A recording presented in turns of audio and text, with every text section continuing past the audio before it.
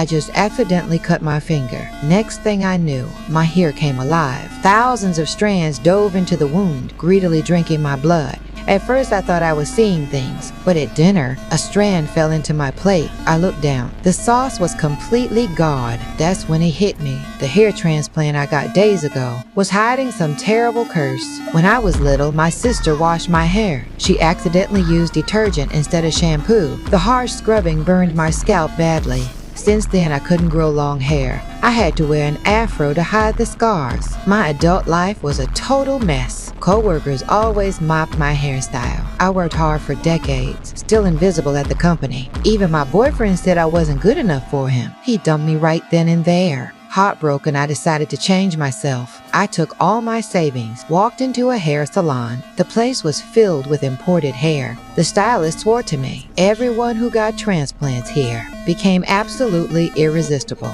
I immediately picked the long black hair, told her to get started right away. The transplant hurt way more than expected. The stylist tied my original hair, bundled it into tiny braids. Then, without anesthesia, needled the new hair into my scalp strand by strand. The pain almost knocked me out, but I gritted my teeth for beauty. Finally, the pain made me pass out. When I woke up, the woman in the mirror stunned me. All that pain was suddenly worth it, but the stylist warned me, this hair must never touch water. Water would make it fall right off. Back at work with my new hair, just like the stylist promised, I became the center of attention. Everyone's eyes were on me, lost in the joy of being beautiful. I had no idea this hair would bring such nightmares. Soon I discovered the hair really did drink blood. I planned to confront the stylist the next day, but that's when my drunk landlord barged in. He came to collect rent, saw my new hair and froze, grabbed me and tried to force himself on me. In a panic, I grabbed a knife, stabbed it into his shoulder.